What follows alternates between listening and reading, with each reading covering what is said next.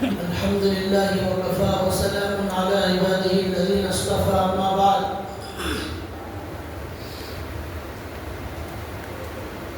فأعوذ بالله من الشيطان الرجيم بسم الله الرحمن الرحيم قل إن الموت الذي تفرون منه فإنه ملاقيكم ثم تردون إلى عالم الغيب والشهادة فينبئكم بما كنتم تعملون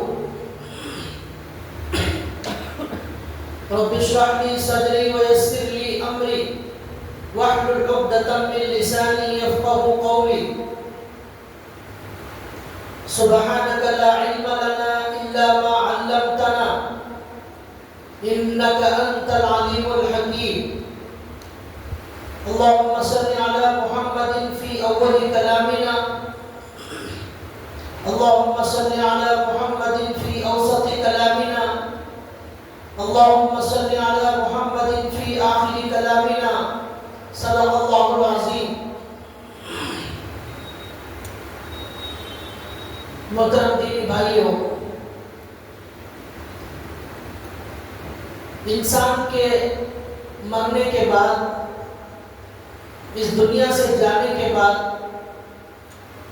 سب سے پہلی منزل جو اس کی آتی ہے، سفر آخرت کی پہلی منزل اور پہلا سفر آخرت کا پہلا اسٹیشن جو آتا ہے اس کا نام ہے قبر۔ اللہ کے نبی صلی اللہ علیہ وسلم نے لوگوں کو قبر سے ڈرایا ہے، قبر کے عذاب سے ڈرایا ہے، تاکہ لوگ اپنے احوال کو درست کر لیں اور گناہوں سے بچیں، نیکی کے راستے پر آ جائیں۔ اللہ کے نبی صلی اللہ علیہ وسلم نے ایک حدیث میں فرمایا کہ اللہ کے نبی نے دعا مانگی، اللہم انی اعوذ بک من عذاب القبر، اے اللہ میں عذاب قبر سے پناہ مانگتا ہوں۔ اس سے بھی معلوم ہوا کہ عذاب قبر ہوتا ہے، اسی لیے اللہ کے نبی نے پناہ مانگی۔ ایک حدیث میں آتا ہے کہ ایک یہودی عورت اماں عائشہ رضی اللہ تعالیٰ عنہ کے پاس آئی اور آ کر اماں عائشہ کو دعا دینے لگی اور کہنے لگی کہ آپ کو اللہ عذاب قبر سے بچا لے۔ تو اماں عائشہ رضی اللہ تعالیٰ عنہ نے اللہ کے نبی صلی اللہ علیہ وسلم سے پوچھا، یا رسول اللہ کیا قبر میں عذاب ہوتا ہے؟ اللہ کے نبی نے فرمایا، ہاں قبر کے اندر بھی عذاب ہوتا ہے، ان عذاب القبر حق، عذاب قبر بالکل حق ہے اور سچی بات ہے، قبر میں عذاب ہوتا ہے۔ مرنے کے بعد ایک نیا عالم شروع ہوتا ہے، اس عالم کا نام ہے عالم برزخ۔ وہ قبر میں جانے کے بعد سے شروع ہوتا ہے۔ عالم برزخ میں انسان رہتا ہے، قیامت تک اسے وہیں رہنا ہے۔ اس عالم برزخ میں باقاعدہ عذابات ہوتے ہیں۔ تو اللہ کے نبی صلی اللہ علیہ وسلم کی دو حدیثوں سے معلوم ہوا کہ عذاب قبر ہوتا ہے۔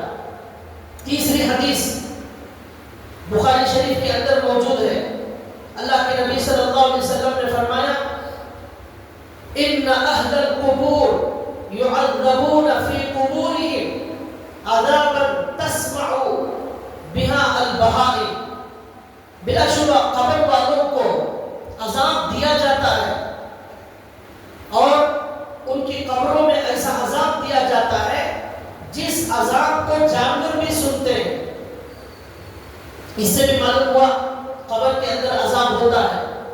ایک حدیث میں اللہ کے نبی نے فرمایا، مسلم شریف کی حدیث ہے، اللہ کے نبی کہتے ہیں کہ قبر کے عذاب کو جیسا میں سنتا ہوں، میں دعا کرتا کہ آپ لوگوں کو بھی قبر کا عذاب سنائی دے، لیکن اگر ایسا ہو جائے گا کہ لوگ قبر کا عذاب سننے لگیں گے تو پھر تم لوگ اپنے مردوں کو دفنانا چھوڑ دو گے، مردوں کو دفن کرنے کی ہمت تمہارے اندر موجود نہیں رہے گی۔ اس لیے میں دعا نہیں کر رہا ہوں، لیکن اللہ کے نبی نے کہا وہ عذاب قبر میں سن رہا ہوں۔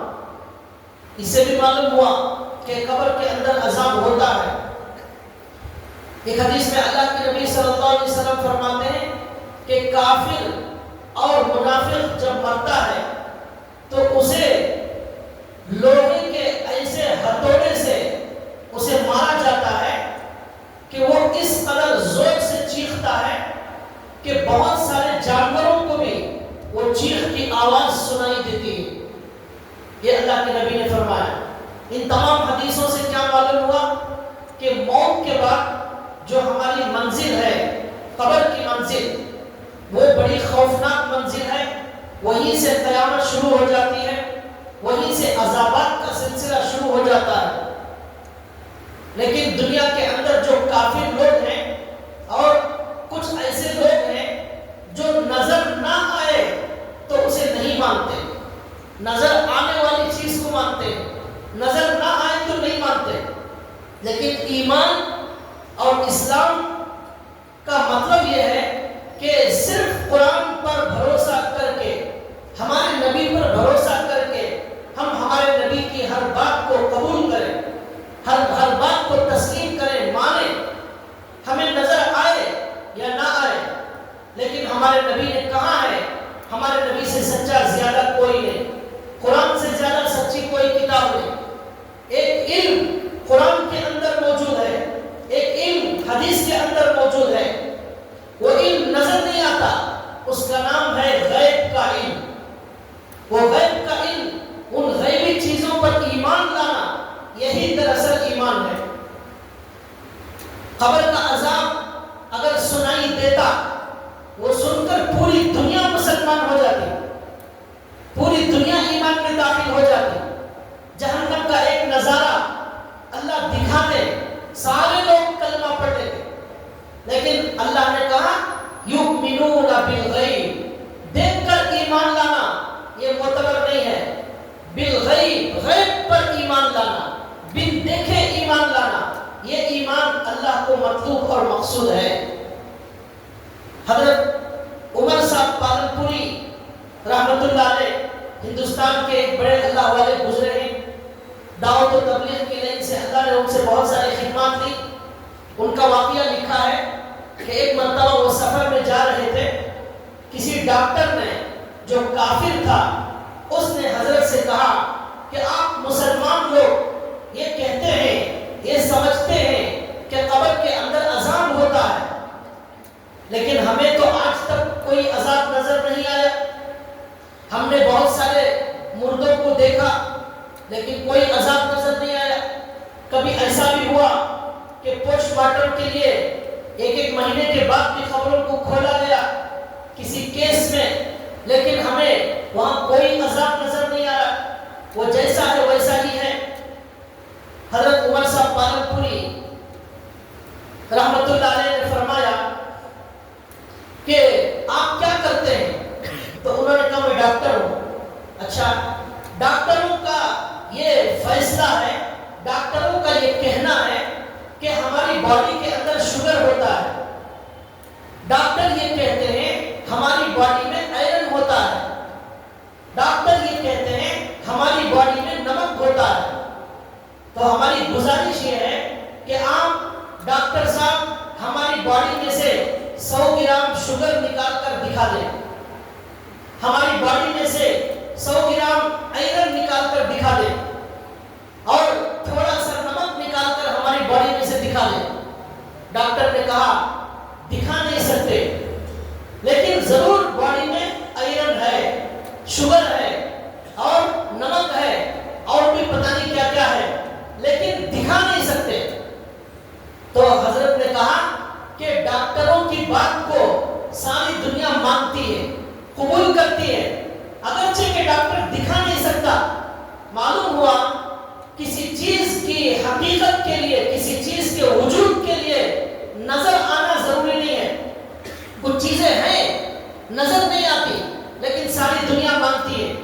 تو جس طرح آپ ڈاکٹر کے کہنے پر ہم نے ہماری باڈی میں شوگر کو مان لیا اور آئرن کو مان لیا، اسی طرح ہمارے نبی جو ساری دنیا میں سب سے زیادہ سچے ہیں، ان کے کہنے پر ہم نے جنت کو مان لیا، جہنم کو مان لیا، اللہ کو مان لیا، تو ہم نے عذاب قبر کو بھی مان لیا. پھر حضرت نے کہا آپ کے دماغ میں عقل ہے یا نہیں ہے؟ ہے عقل، دکھائیے عقل نکال کر تھوڑی سی. نہیں دکھا سکتا کوئی بھی ڈاکٹر عقل نکال کر دکھائے. کوئی ڈاکٹر انسان کی روح، ہماری باڈی میں روح موجود ہے، یہ روح کو آج تک کسی نے نہیں دیکھا ہے، کسی نے پکڑا نہیں ہے، لیکن ہر انسان مانتا ہے کہ ہمارے اندر روح موجود ہے. ہر انسان مانتا ہے لیکن نظر نہیں آتی. عقل ہر انسان مانتا ہے لیکن نظر نہیں آتی. ہوا ہر انسان کو چاہیے، ہر انسان ہوا کے بغیر زندہ نہیں رہ سکتا. ہوا موجود ہے، ہر جگہ موجود ہے، لیکن آج تک کسی نے ہوا کو دیکھا نہیں. اس کی شکل کیا ہے، اس کی صورت کیا ہے، کسی نے پکڑا نہیں ہوا کو. تو لہذا بہت ساری چیزیں ایسی ہیں جو نظر نہیں آتی لیکن ساری دنیا مانتی ہے. ہمارے نبی نے بھی کہا عذاب قبر ہوتا ہے، ہمارے نبی نے دیکھا ہے. تو اللہ تعالیٰ نے جو کہا ہے وہ سچ ہے کہ عذاب قبر ہوتا ہے. تو لہذا بھائیوں، ہماری جو آخرت کی سفر آخرت کی منزل ہے، وہ موت کے بعد جو قیامت شروع ہونے والی ہے، اس پہلی منزل کا نام اور پہلے اسٹاپ کا نام اس آخرت کے سفر کا قبر کی زندگی ہے. یہ برزخ کی زندگی ہے، اور وہاں سے نیک انسان پر اللہ کی نعمتوں کی بارش شروع ہو جاتی ہے، اور جو گنہگار ہے اس پر اللہ کے عذابات کا سلسلہ شروع ہو جاتا ہے. اللہ کے نبی صلی اللہ علیہ وسلم نے دعا مانگی، اے اللہ میں عذاب قبر سے پناہ مانگتا ہوں. ہمیں بھی چاہیے کہ ہر دعا کے اندر ہم عذاب قبر سے پناہ مانگیں. حضرت عثمان رضی اللہ تعالیٰ عنہ کے بارے میں لکھا ہے کہ جب وہ قبر کے پاس جاتے تو بہت زیادہ روتے. لوگوں نے پوچھا حضرت آپ قبر کے پاس جاتے ہیں، زیادہ سے زیادہ کیوں روتے؟ تو حضرت نے کہا کہ یہ قبر آخرت کی منزلوں میں سے سب سے پہلی منزل ہے، اور یہ جنت کے باغوں میں سے ایک باغ ہے یا جہنم کے گڑھوں میں سے ایک گڑھا ہے. اس قبر کی منزل کا بیڑا جس کا پار ہو گیا، آگے کے منازل سب پار ہو جائے. یہ بہت خطرناک اور خوفناک منزل ہے، اس لیے مجھے اس کی یاد سے بڑا رونا آتا ہے، مگر ہمیں کبھی رونا نہیں آتا. ہمارے نبی صلی اللہ علیہ وسلم بھی قبر کو یاد کر کے، وہاں کے حالات پر یاد کر کے روتے تھے، لیکن ہمیں کبھی اس پر رونا نہیں آتا. تو لہذا اللہ کے نبی نے یہی سکھایا اور بتایا ہے کہ یہ قبر کے عذابات بالکل سچے ہیں. وہاں کا عالم میں وہ سب کچھ ہونے والا ہے جو ہمارے نبی نے دیکھا ہے. حضرت سعد بن معاذ رضی اللہ تعالیٰ عنہ بہت بڑے عظیم صحابی ہیں، بڑے نیک صحابی ہیں. انصار میں مدینے کے سردار تھے. کتنے نیک انسان تھے، کتنے نیک انسان تھے. لکھا ہے کہ جب ان کا انتقال ہوا تو اللہ کے نبی صلی اللہ علیہ وسلم نے صحابہ سے فرمایا کہ حضرت سعد بن معاذ کے گھر پر جلدی جلدی چلو، سب لوگ ان کے گھر چلو تاکہ ہم ان کو غسل دیں. فرشتے آ کر ان کو غسل دینے سے پہلے پہلے ہم ان کو غسل دیں، اس لیے جلدی جلدی چلو. کتنے نیک صحابی ہوں گے. پھر لکھا ہے کہ ہمارے نبی جب چل رہے تھے سعد بن معاذ کو غسل دینے کے لیے، تو اتنی جلدی چل رہے تھے کہ ہمارے نبی کے بدن پر جو چادر تھی وہ چادر گر رہی تھی. ہمارے نبی کے جوتے تھے وہ جلدی چلنے کی وجہ سے وہ ٹوٹ رہے تھے، کھل رہے تھے، لیکن ہمارے نبی اس طرح جلدی جلدی چل رہے تھے. جب ہمارے نبی وہاں پہنچے تو دیکھا کہ گھر والوں نے غسل دینا شروع کر دیا ہے. اب غسل کا مرحلہ ختم ہو گیا. حضرت سعد بن معاذ اچھے لمبے ہٹے کٹے صحابی تھے، لیکن جب ان کا جنازہ اٹھایا گیا تو وہ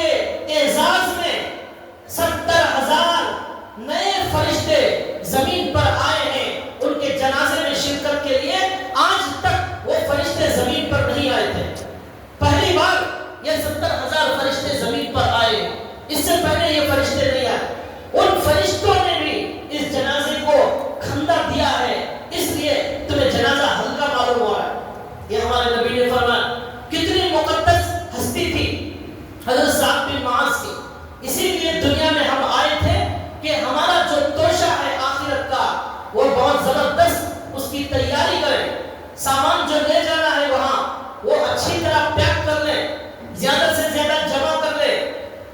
لہذا حضرت صاحب بن معاذ نے ایسی شاندار زندگی گزاری، فرشتے ان کے جنازے میں آ گئے۔ کیسے خوش نصیب وہ لوگ تھے، کتنے اچھے لوگ تھے، کتنے عقل مند لوگ تھے، جنہوں نے اپنی ہمیشہ کی آخرت میں ہمیشہ کے عیش کو انہوں نے تیار کر لیا۔ اللہ کے نبی نے پھر فرمایا کہ آج صاحب بن معاذ کے انتقال پر، صاحب بن معاذ کے اللہ سے ملنے کی خوشی میں اللہ کا عرش بھی آج جھوم رہا ہے، اللہ کا عرش بھی آج جھوم رہا ہے، عرش حرکت کر رہا ہے۔ یہ ہے صاحب بن معاذ کا جنازہ، یہ ہے وہ مقدس ہستی، اس لیے ہم دنیا کے اندر آئے تھے۔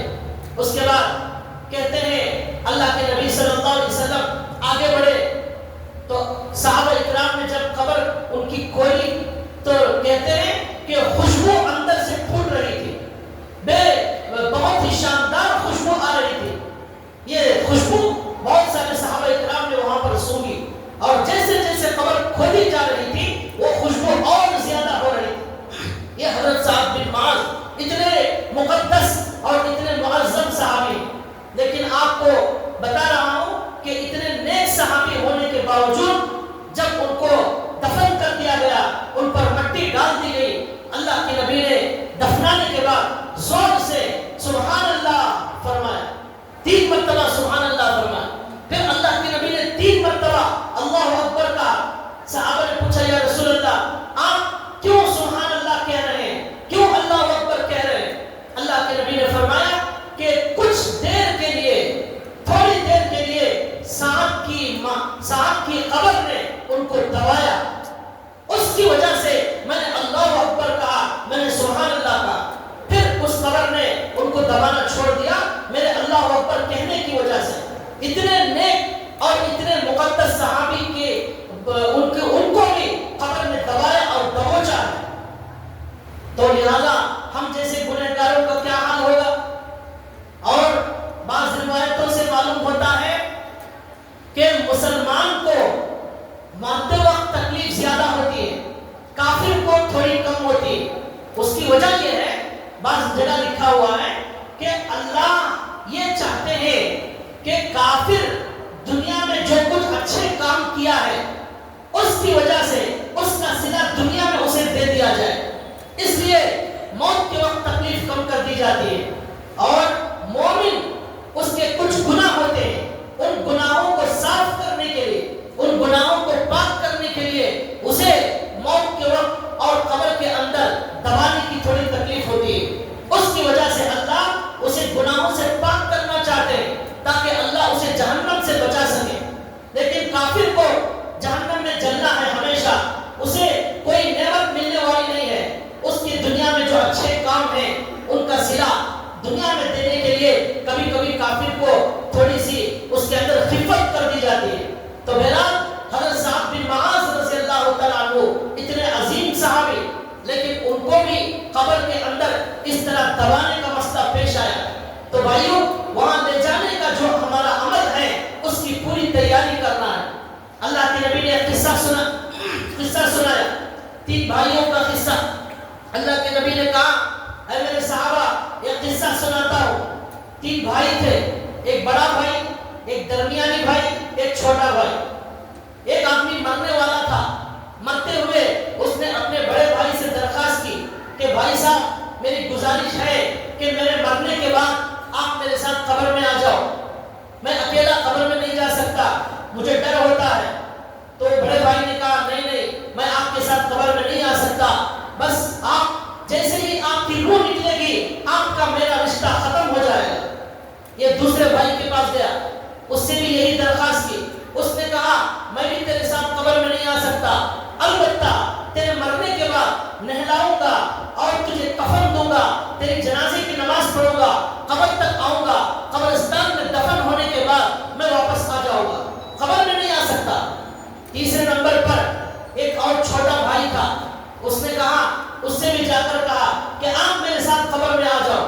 اس نے کہا ہاں میں تمہارے ساتھ ضرور قبر میں آؤں گا، میں تمہارے ساتھ نہلانے کے وقت بھی رہوں گا اور جنازے میں بھی رہوں گا، قبرستان میں بھی آؤں گا، قبر میں بھی آؤں گا۔ اللہ کے نبی نے کہا اے میرے صحابہ جانتے ہو یہ تین بھائی کون ہیں؟ صحابہ نے کہا اللہ اور اس کے رسول جانتے ہیں۔ اللہ کے نبی نے کہا بڑا بھائی اس کی دولت ہے، اس کے بنگلے ہیں، اس کی سواریاں، اس کا بینک بیلنس اور اس کی جائیداد، اس کی زمینیں، اس کی پراپرٹیاں، اس کا سونا، اس کی چاندیاں، یہ سارا جو خزانہ تھا زندگی پر جسے کمایا تھا وہ ہے۔ مرنے والا اپنے مال سے کہتا ہے کہ میں نے تیرے لیے راتوں کو جاگا ہے، میں نے تیرے لیے نمازوں کو غارت کیا ہے، میں نے تیرے لیے اپنا خون پسینہ بہایا ہے، میں نے تجھے جمع کرنے کے لیے پوری زندگی لگا دی، جوانی لگا دی، بڑھاپا لگا دیا، سب لگا دیا، آج تو میرے ساتھ قبر میں آ جا۔ مال کہتا ہے نہیں، تیرے مرتے ہی میرا تیرا کوئی تعلق نہیں، تیری روح نکلے گی، میں اوروں کا ہو جاؤں گا، غیروں کا ہو جاؤں گا، تیری اولاد کا ہو جاؤں گا۔ مرتے ہی فوراً وہ پراپرٹی وارثین میں منتقل ہو جاتی ہے، بچوں کی ہو جاتی ہے، بیوی کی ہو جاتی ہے، اولاد کی ہو جاتی ہے۔ اور شاعر نے ایک عجیب و غریب شاعر ایک شعر کہا تملک حل آتی تملک سالب وفارق حل ماضی فراق سلیبی۔ متنبی کا شعر ہے، وہ کہتا ہے بچہ پیدا ہو کر دنیا میں جو آتا ہے ہمارا بچہ، وہ آنے والا بچہ دنیا میں تملک حل آتی ہماری پوری پراپرٹی کا آٹومیٹک مالک بن جاتا ہے۔ تملک حل آتی تملک سالب، ہمارا بچہ دنیا میں آنے والا ہمارے مال کا زبردستی مالک بن جاتا ہے۔ ہم چاہے دو یا نہ دو، وہ ہماری پراپرٹی کا زبردستی مالک بن گیا، ایسا مالک بن گیا گویا کہ ڈاکو بن کر ہمارا مال چھین رہا ہے۔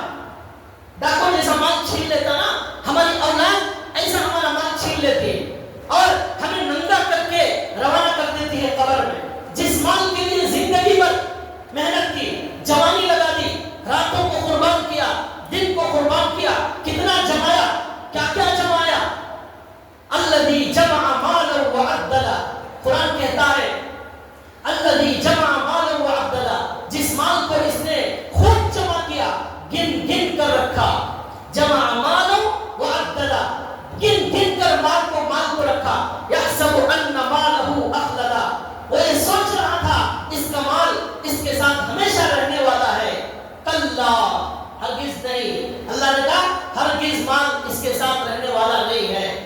تو لہذا وہ شاعر کہتا ہے کہ آنے والا بچہ ہمارے مال کا زبردستی مالک بن گیا، ایسا جیسا کہ ڈاکو ہمارا مال چھین لیتا ہے، یہ آنے والا بچہ ڈاکو بن کر ہمارا مال چھین لیا۔ ہم دو یا نہ دو، وہ زبردستی لے لے گا۔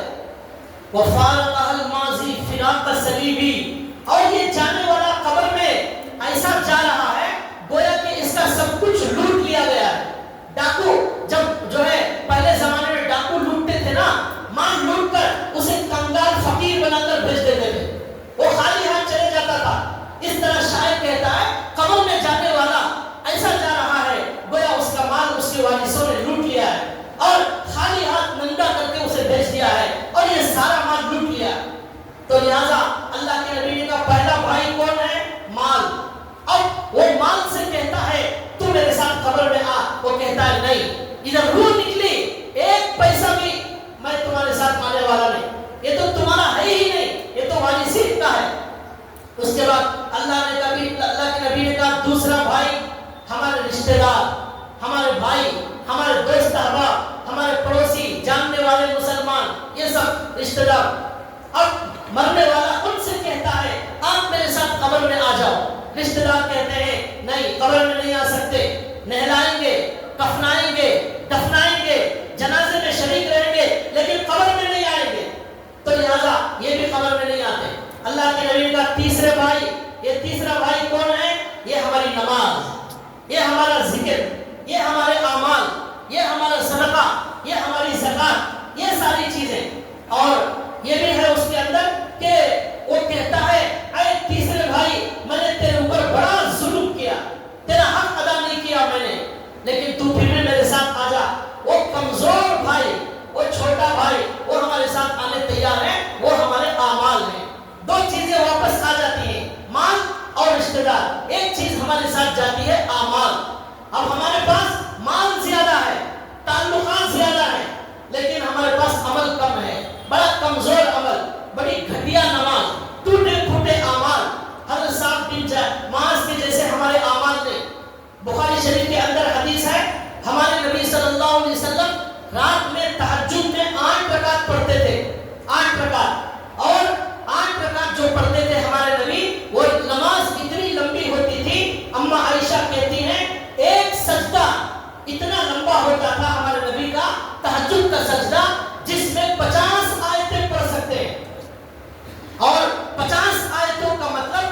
تقریباً پاؤ پارا پڑھنے میں جتنا وقت لگتا ہے ہمارے نبی کا ایک سجدہ اتنا لمبا ہوتا تھا. پاؤ پارا پڑھنے کے لیے اگر حافظ قرآن پڑھے گا 5 منٹ میں پڑھے گا, اگر بہت آرام سے پڑھیں گے 10 منٹ پڑھے گا. تو ایک سجدہ ہمارے نبی کا 10 منٹ کا ہوتا تھا. 8 رکعت میں 16 سجدے ہو گئے. سمجھ؟ تو اس حساب سے اگر حساب ڈالیں گے خالی سجدوں میں جو وقت جاتا تھا ہمارے نبی کا تقریباً 2 گھنٹے سے زیادہ وقت صرف سجدے میں گزار دیتے تھے. اب بقیہ رکوع کا کیا حال ہوگا, قیام کا کیا حال ہوگا. دونوں 4 پارے پڑھتے تھے. پوری نماز ملا کر ہمارے نبی پوری رات کھڑے ہو جاتے تھے. اللہ نے ہمارے نبی پر رحم فرما کر کہا, اے نبی آپ پوری رات نہ کھڑے ہو بلکہ آدھی رات کھڑے ہو, آدھی رات آرام کریں. نصفہ او انقص منہ قلیلا. یہ ہمارے نبی کیوں کرتے تھے؟ اس لیے کرتے تھے ساتھ میں آنے والے جو اعمال ہیں وہ کوالٹی کے ہونے چاہیے. کوالٹی ہمارے پاس بھائیوں ہماری پوری زندگی میں ایک سجدہ ہمارے پاس ایسا موجود نہیں ہے, ایک رکوع ایسا موجود نہیں ہے, ایک نماز ایسی موجود نہیں ہے. ہمارے نبی کی پوری زندگی میں ایسے سجدے اور ایسی شاندار نماز ہوتی تھی. اور ہماری نماز کا حال کیا ہے؟ نہ رکوع ڈھنگ کا ہے, نہ سجدہ ڈھنگ کا ہے, نہ قیام ڈھنگ کا ہے. زندگی ہماری 50 سال ہو گئی, ہاتھ اٹھانا تک نہیں آیا. لوگ ہاتھ اٹھاتے ایسا ہاتھ اٹھاتے ہیں, اللہ اکبر, یہ ہاتھ ایسا, یہ کوئی کہ تلوار دکھا رہے کسی کو اس طرح. ہمارے نبی نے اس سے منع فرمایا. بعض لوگ اس طرح کرتے ہیں, اللہ اکبر, ہاتھ اوپر ادھر, یہ بھی غلط, یہ بھی غلط. یہ صحیح ہے یہ طریقہ, ہتھیلی ہماری اس طرح ہونا چاہیے قبلے کی طرف. لیکن بہت سارے لوگ اس میں غلطی کرتے ہیں. اور بہت سارے لوگوں کا رکوع دیکھو, وہ رکوع گول ایسا ہوتا ہے, پیٹھ بالکل سیدھی ہونی چاہیے, پانی کا جگ بھی رکھ دیا جائے وہ گرنا نہیں چاہیے, ایسا رکوع, کمر ایسی ہونی چاہیے, ہاتھ بالکل سیدھے ہونے چاہیے رکوع میں, ایسے فولڈ نہیں ہونا چاہیے ہاتھ. بہت سارے لوگوں کے ہاتھ ایسے ہوتے ہیں. اور پیر بھی بالکل سیدھے ہونے چاہیے, گھٹنوں کو جو ہے فولڈ نہیں کرنا چاہیے. سجدے میں انگلیاں ملا کر ہونا چاہیے, رکوع میں انگلیاں کھلی ہونی چاہیے, سجدے میں پیٹ ہمارے رانوں سے الگ ہونا چاہیے. یہ سب ہمارے نبی نے سکھایا ہے, لیکن ہمارے پاس سیکھنے کے لیے وقت نہیں. جیسی چاہیے نماز ہم پڑھ رہے ہیں, اس لیے ہمارے ٹوٹے پھوٹے لگڑے لوڑے اعمال ہمارے ساتھ قبر میں آنے والے ہیں. جو ہمارے ساتھ قبر میں آنے والا ہے وہ بڑا کمزور, وہ بڑا مظلوم بھائی ہے. جو چھوڑ کر جانے والے ہیں وہ بہت بڑا طاقتور بھائی ہے. اس لیے اللہ کے نبی نے ایسی محنت کی, ایسے صحابہ کو تیار کیا کہ ان کے مرنے پر 70,000 فرشتے آسمان سے زمین پر آ جایا کرتے تھے. ان کے مرنے پر عرش حرکت میں آ جاتا تھا. کتنے ہمارے نوجوان اور بڑے لوگ ہیں جنہوں نے الحمدللہ رب العالمین کا سورہ تجوید سے آج تک نہیں سیکھا, تجوید سے نہیں سیکھا. بے شمار غلطیاں ہیں اس کے اندر, لیکن وہ سیکھنا نہیں چاہتے. جب تک سیکھیں گے نہیں نماز اچھی نہیں ہوگی. ہماری نماز میں خشوع خضوع موجود نہیں. نماز میں ہماری دکانوں کا حساب ہوتا ہے, ہمارے کاروبار کا حساب ہوتا ہے, شادی کا مشورہ ہمارے دماغ سے نماز میں ہوتا ہے. علامہ اقبال نے کہا, میں جب سر پر سجدہ ہوا تو زمین سے آئی یہ صدا, میں سر پر سجدہ ہوا تو زمین سے آئی یہ صدا, تیرا دل تو ہے صنم آشنا تجھے کیا ملے گا نماز میں, تیرا دل تو ہے صنم آشنا تجھے کیا ملے گا نماز میں. ایسی نماز ہے ہماری. تو بھائیو ایسی نماز نہیں ہونا چاہیے. تیرے سجدے تجھے کہیں کافر نہ بنا دے اقبال, تیرے سجدے تجھے کافر نہ بنا دے اقبال. تو جھکتا کہیں اور ہے سوچتا کہیں اور ہے, تو جھکتا کہیں اور ہے سوچتا کہیں اور ہے. لوگ کہتے ہیں بس فرض ادا کرنا ہے. 5 منٹ کھڑو بھائی, میں ظہر پڑھ کر آ رہا ہوں, 5 منٹ پہ آ رہا ہوں. لوگ کہتے ہیں بس فرض ادا کرنا ہے, ایسا لگتا ہے گویا قرض ادا کرنا ہے. لوگ کہتے ہیں بس فرض ادا کرنا ہے, ایسا لگتا ہے گویا قرض ادا کرنا ہے. تو لہٰذا ایک بوجھ سمجھ کر, قرض ادا کرنا بہت بڑا بوجھ ہوتا ہے نا, ایسا بوجھ سمجھ کر نماز پڑھتے ہیں. دیکھیے ہماری نماز, ہمارے نبی کی نماز کیسی تھی. تو بھائیو یہ اعمال کوالٹی کے بنائیں, کوالٹی کے شاندار بنائیں, ورنہ قبر کے اندر عذاب ہوگا. قبر کے اندر عذاب سے ہمیں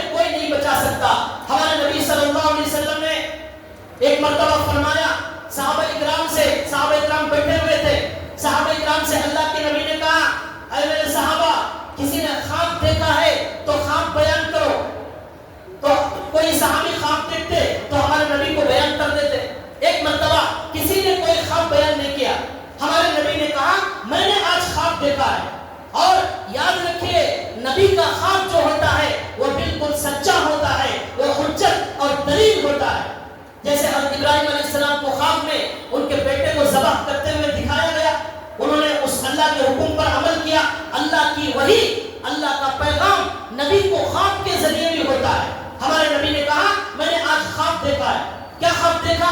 ہمارے نبی نے لمبا خواب بتایا. اس کے اندر اللہ کے نبی نے کہا آج میرے خواب میں 2 فرشتے آئے تھے میرے پاس، اور وہ 2 فرشتے مجھے لے کر چلے اور لے کر گئے، اور جا کر فرشتوں نے کہا آج آپ کو قبر کے عذابات دکھائیں گے، آج آپ کو برزخ کے اندر جو عذاب ہوتا ہے وہ عذاب ہم آپ کو دکھائیں گے. چنانچہ وہ فرشتے مجھے لے کر گئے اور وہاں جا کر انہوں نے قبر کے اندر جو عذابات ہو رہے تھے وہ عذابات دکھائے.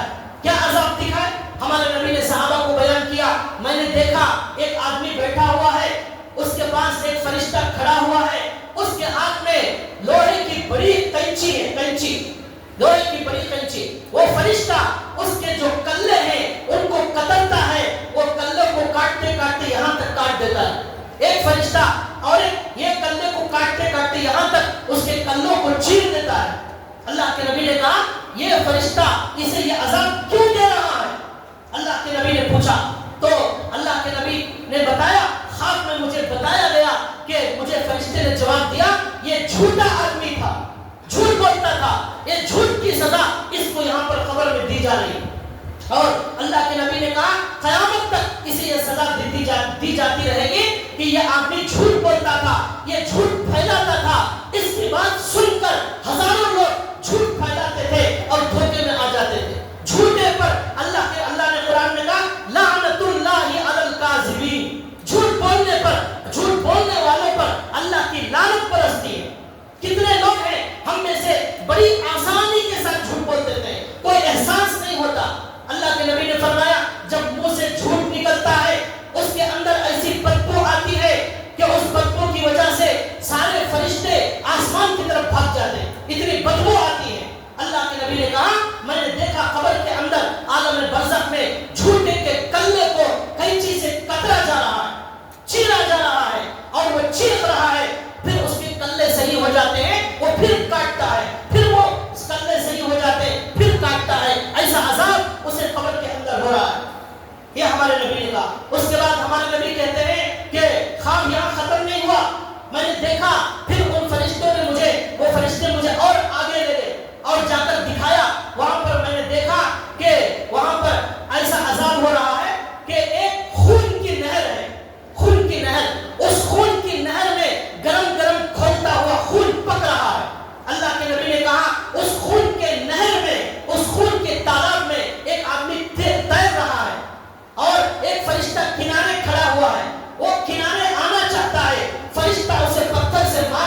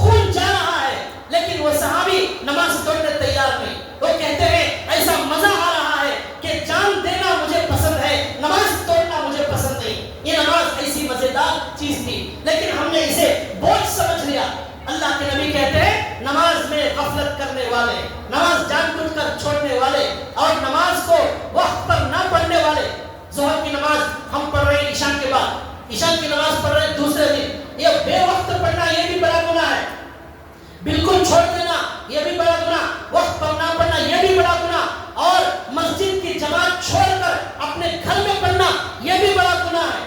ہمارے نبی نے فرمایا ایک مرتبہ میرا دل چاہتا ہے میرے مصلی پر میں کسی صحابی کو کھڑاؤں امام بن کر اور میں خود جاؤں، جن گھروں میں لوگ گھروں کے اندر نماز پڑھ رہے ہیں ان کے گھروں کو آگ لگا دوں، وہ جل کر ختم ہو جائے، وہ بھی ختم ہو جائے، ان کا گھر بھی ختم ہو جائے۔ ہمارے نبی رحمت للعالمین، رحم کرنے والے، بڑے بڑے دشمنوں کو معاف کرنے والے، لیکن ہمارے نبی کہتے ہیں گھروں میں نماز پڑھنے والے کے گھروں کو میں جلا دینا چاہتا ہوں، یہ ہمارے نبی نے سختی کے ساتھ فرمایا۔ تو بھائیو یہ قبر کے عذابات، میں نے کہا سعد بن معاذ نیک صحابی جائیں گے ان کا کیسا شاندار استقبال ہوگا، جو گنہگار جائے گا قبر میں اس کے ساتھ یہ سارے احوال ہونے والے ہیں۔ ہمارے نبی نے فرمایا اسی خواب کے اندر فرمایا کہ میں نے وہاں پر دیکھا کہ کچھ لوگ ایسے ہیں جن کے بدن کو کینچیوں سے کاٹا جا رہا ہے، مرد بھی ہے عورت بھی ہے۔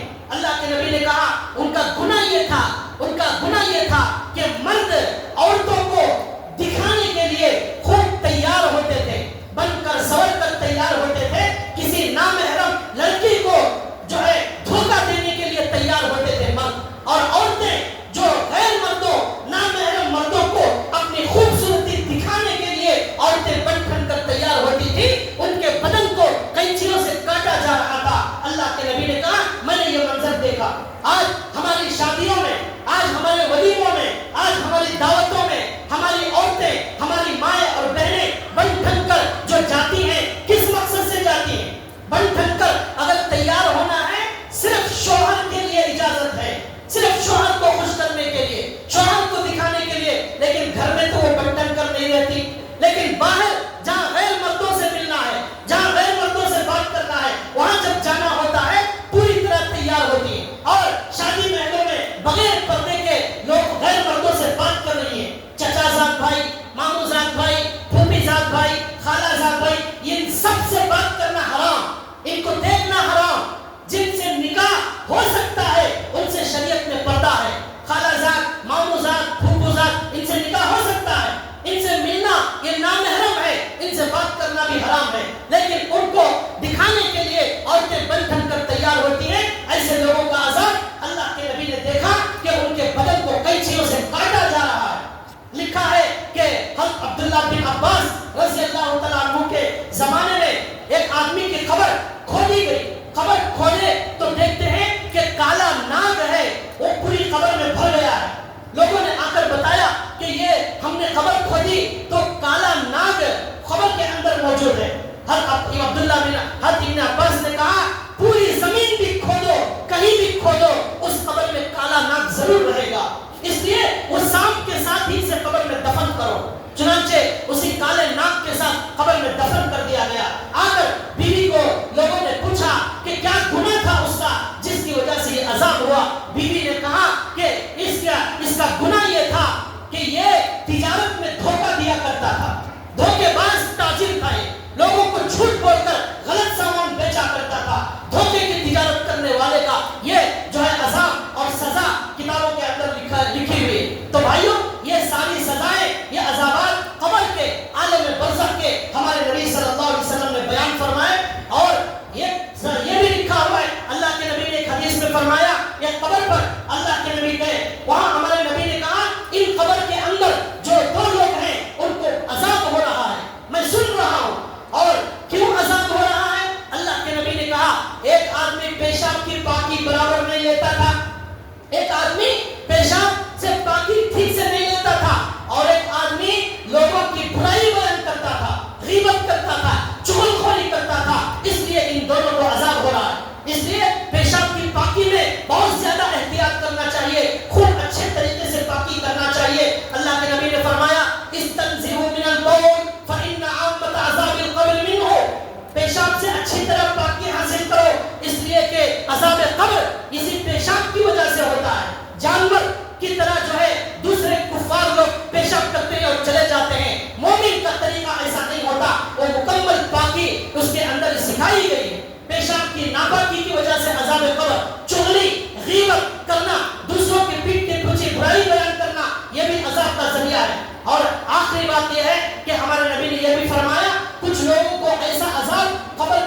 دیکھا قبر کھودی گئی تو ایک بڑا جانور نظر آیا، بلی کی طرح جانور تھا، اور اسی قبر میں اسے دفن کر دیا گیا۔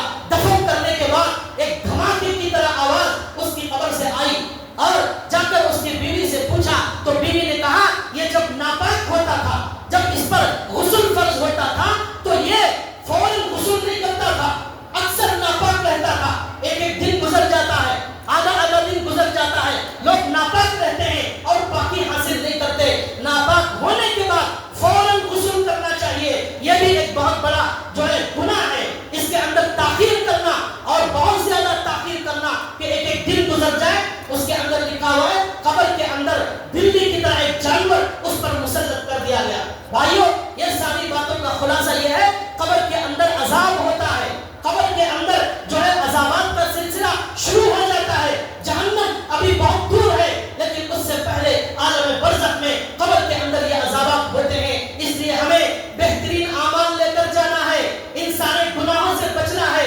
جھوٹ سے بچنا ہے، نماز چھوڑنے سے بچنا ہے، چغلی سے بچنا ہے، غیبت سے بچنا ہے، ناپاک رہنے سے بچنا ہے، پیشاب کی پاکی اچھی طرح لینا ہے، جھوٹی تجارت نہیں کرنا ہے، ورنہ قبر کے اندر عذابات ہوں گے۔ اس کے مقابلے میں نماز لے جائیں، قرآن لے جائیں، ذکر لے جائیں، اس کی وجہ سے قبر میں جو ہے شاندار نور ہوگا، جنت کا بستر ہوگا، جنت کی خوشبوئیں ہوں گی، یہ سارے مناظر ہوں گے۔ ہم کتنے بے وقوف ہیں جو چھوڑ کر جانا ہے اس کے پیچھے زندگی لگا دی، جو لے کر جانا ہے وہ تو شاہ ہمارے پاس خالی ہو گیا۔